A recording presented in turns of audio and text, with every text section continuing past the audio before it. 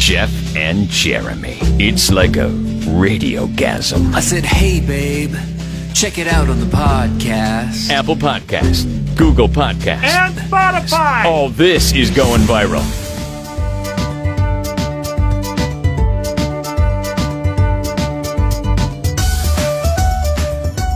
Well, happy St. Patrick's Day. That's St. Patrick's Day, too.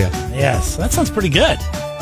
I'll let you do that because I can't talk like a leprechaun. Even though you claim to be part Irish. Isn't it nice when you come to work and it smells like boiled cabbage and meat? Maybe that's what's bringing out the accent. You know, I sit there, I started eating this. I'm going to need like a half gallon of JMO just to get past it and just keep it open over here. Like an alcohol smell can kill the smell of dirty socks. It doesn't smell like dirty socks. It smells like boiling in a crock pot. It's no different than Thanksgiving or when you're cooking a turkey or. That is such bull. That smells delicious. It does smell really good, but this has a different, unique smell to it. You like brisket, right? You like beef. It's just salted beef.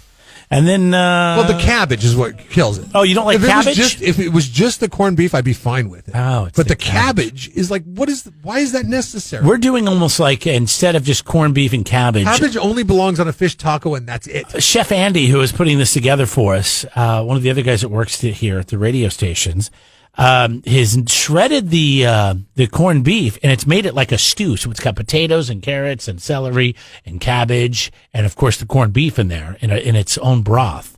And it is just to die for. I've already had a bowl. I'm planning on having some more. Here's the thing. I've got another corned beef at my house that I plan on cooking this Friday. I had corned beef and cabbage last Friday. I had leftovers to the weekend, and then I had, it's meat and vegetables. You did something there. You called Chef Andy.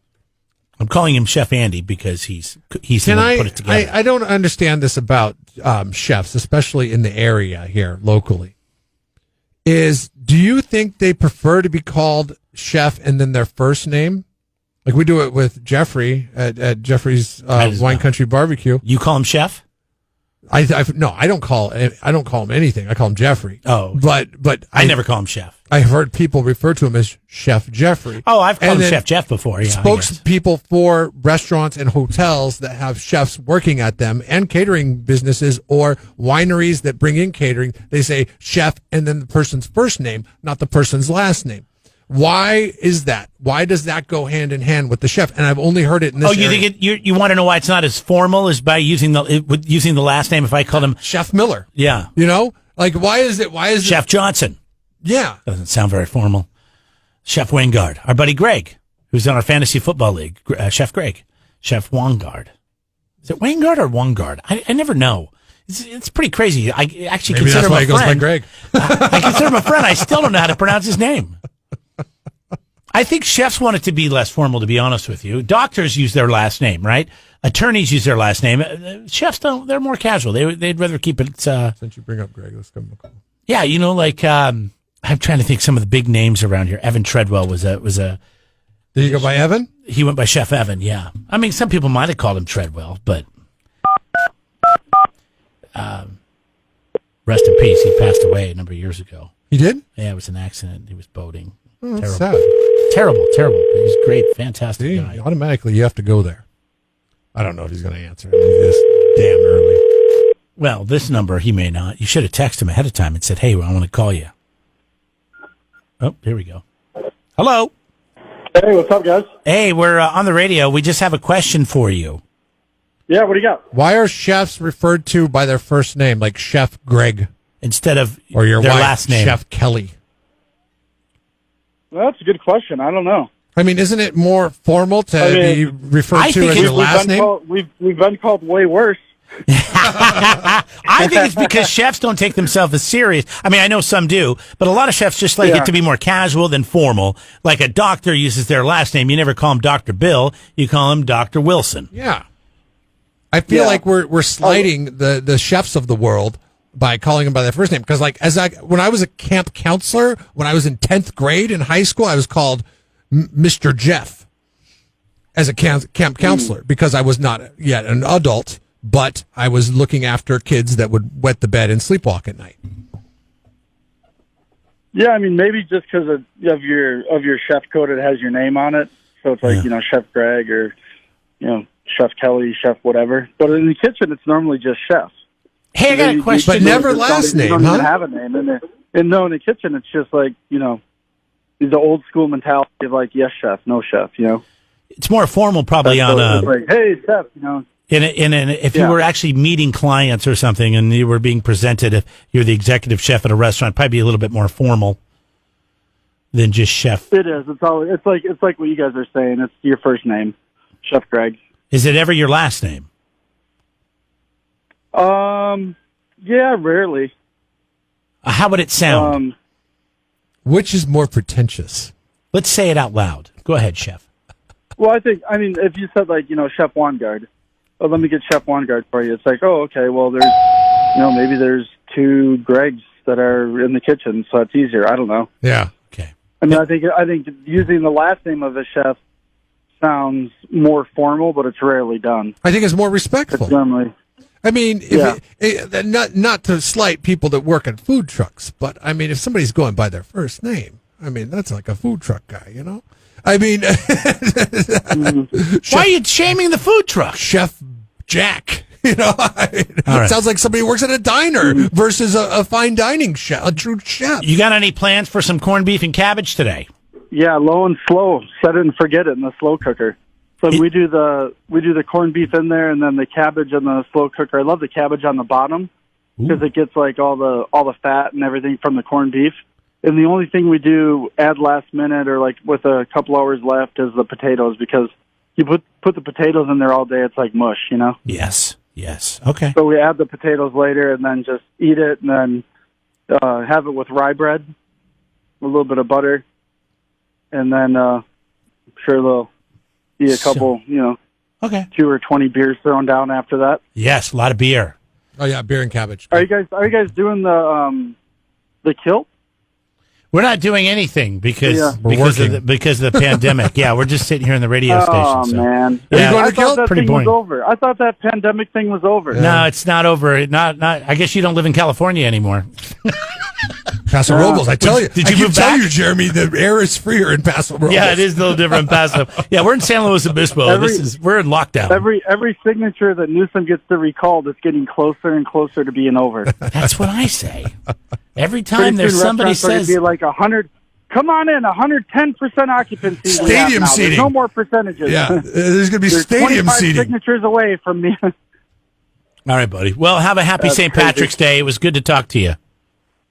Yeah, you guys have a good one too. You excited for free agents and football? Yeah, well, we'll Seattle see. get anybody yet or lose anybody yet? Well, I haven't been following very much. there's one person that we might lose.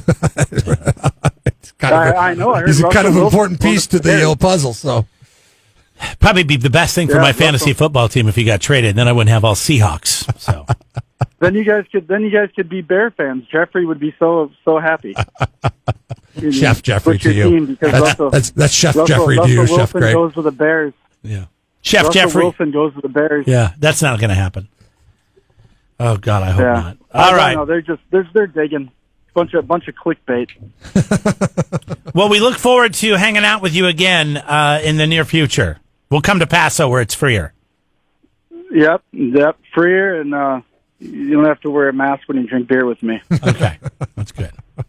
All right, Greg. Chef Greg. I'm a non-mask beer drinker. Chef Greg Wongard. Thank you so much.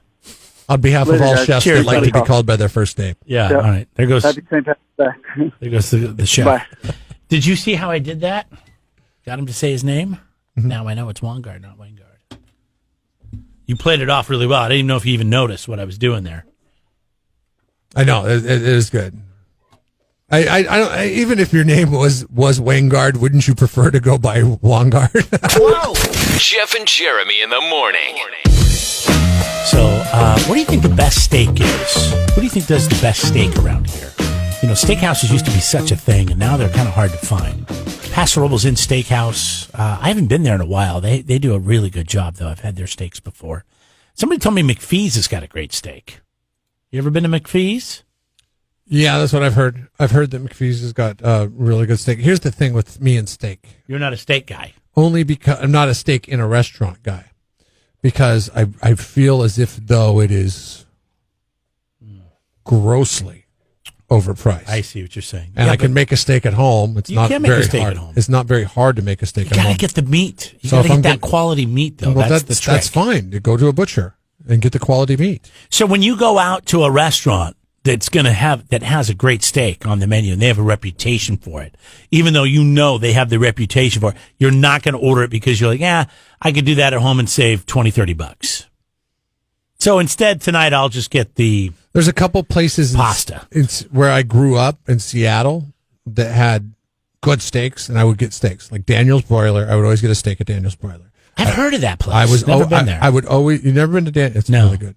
You got to go. Guy that we used to work for, Mitch, he always talked about Daniel's. Daniel, well, because they sponsored, but but it is good. The one. What about the Met? If you go downtown Seattle, if you go to Old Seattle school. and go to a Daniel's Broiler, the more popular one is the one on Lake Union in Seattle.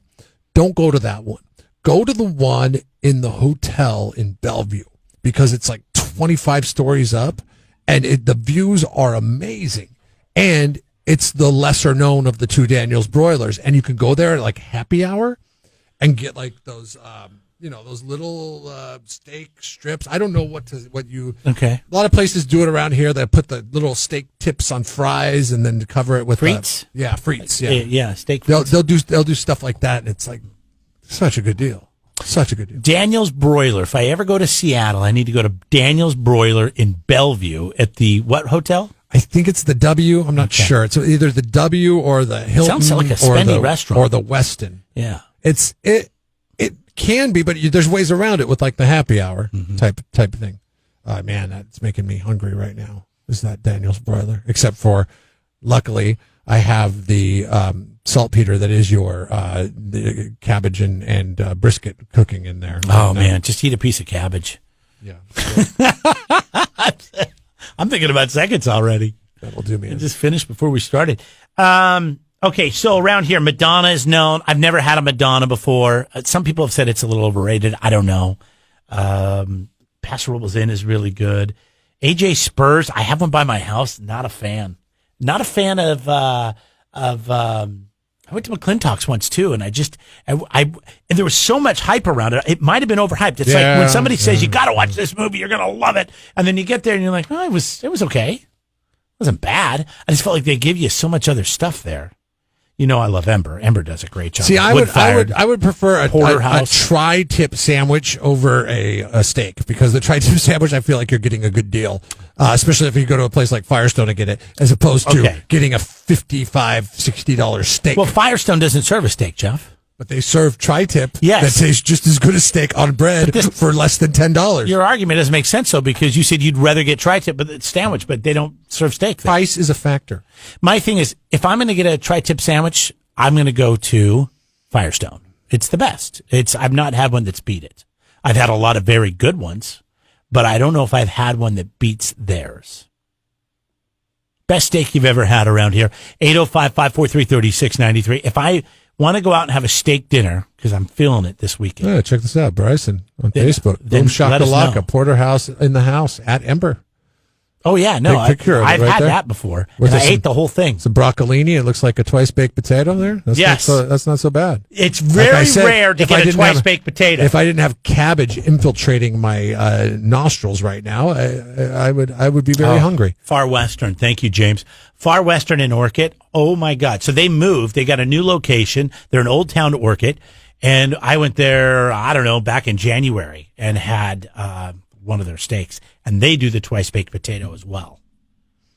The twice-baked potato is so underrated, I think. When done right, Oh, God, it it's so is good. the best. So, even when done wrong, you could buy the frozen ones, and they're excellent. 805-543-3693. Wake up. Jeff and Jeremy in the morning. Kevin Jeremy here. We're on Alexa. Say, hey, Alexa, start KZOC, and it'll stream the radio station right into your Bluetooth speaker. You can also get our app. It's free to download at the App Store at kzoc.com. Boy, I thought this was just my wife. My wife has stopped carrying a purse around for the most part. She just carries her phone, which has a wallet case on it. Have you seen these things? It looks like a book. You open it up and there's credit cards on the. Yeah. Looks like a planner or something. Now the way phones are. It I sucks always thought they because told us not to put credit cards next to the phone.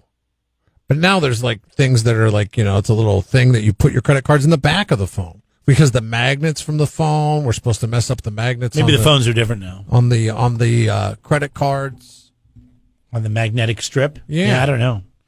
But it's driving me nuts because I was like, hey, can you hold my keys? Or hey, can I give you this to hold? Because I don't like put stuff in my pockets.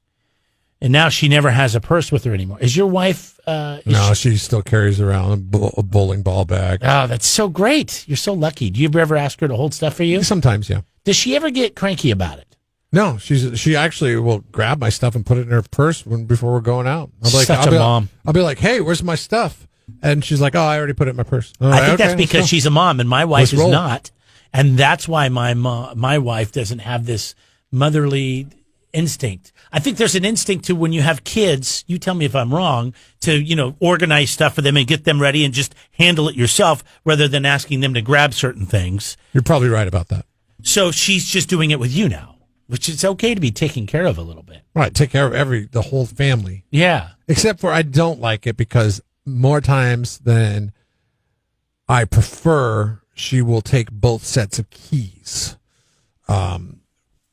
like away with her. So then when I go to leave after she has left, I'll be stuck. Now I've kept a spare key for the car around the house. Wait, she leaves the house and then you're stranded there because she took both sets of keys? Yeah. Why would she take both sets? Not just hers. Because she just wants to throw everything into her purse. That's never happened to me. Like Santa Claus with that big bag over her shoulder.